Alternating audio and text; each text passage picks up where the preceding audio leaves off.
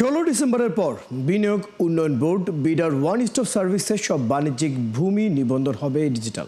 এজন্য পুরনো পদ্ধতি সম্পূর্ণ বাতিল করার উপর জোর দিলেন বিডা নির্বাহী চেয়ারম্যান। তিনি বলেন, সনাতনী পদ্ধতির চালু থাকায় ডিজিটাল নিবন্ধনের মানুষের আগ্রহ কম।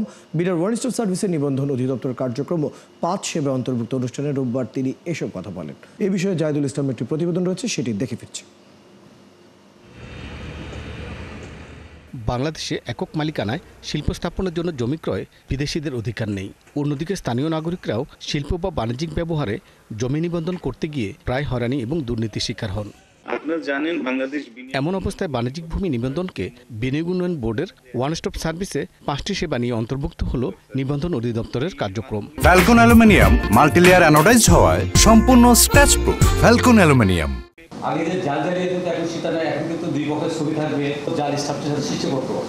এখন যে অত কোর্ট ফি লাগবে না, সরাসরি ব্যাংকে টাকা দাও, এখানে হয়তো 100 টাকা 200 টাকা দিতে হয়, স্ট্যাম্প দিয়ে কাজ করো। অনুষ্ঠানে ভূমি সচিব জানান, নিবন্ধন কার্যক্রমের প্রায় শতভাগ ডিজিটাল হলেও সাধারণ মানুষ সেটা গ্রহণ করছেন না। প্রধান উপদেষ্টা মহোদয়ের সাজেশন অনুযায়ী আমরা বেশ কিছু আগের অবস্থা থেকে শিফট করে আমরা এখন ডিজিটাইজেশনের পথে হাঁটছি। আমাদের মিউটেশন কিন্তু 20 দিন থেকে 40 দিন পর্যন্ত লাগে। এটার জন্য আমরা 1 সপ্তাহ মধ্যে মিউটেশন ব্যবস্থা রেখেছি। বিডার নির্বাহী চেয়ারম্যান বলেন, এই জন্য ভূমি নিবন্ধনে 16 ডিসেম্বর থেকে সব রকম সনাতনী পদ্ধতি বাতিল করা হবে।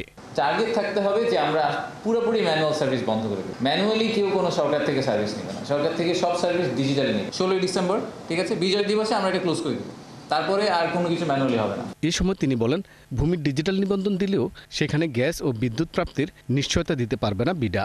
এখন যে ব্যবসাগুলো আছে, যারা অলরেডি রেজিস্টার, তারা ভূমি টুমি কিছু চেঞ্জ করছে না, তাদের সবাইকে আমরা তো আজকে গ্যাস দিতে পারছি না।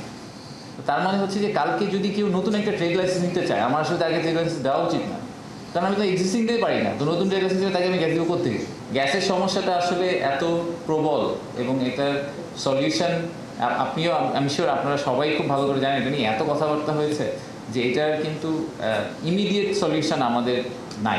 ভূমি নিবন্ধনের 5টি মিলিয়ে এখন পর্যন্ত মোট 37 সংস্থার 142টি সেবা অন্তর্ভুক্ত হলো বিডার ওয়ান স্টপ সার্ভিসে। জাহিদুল ইসলাম, 71, ঢাকা।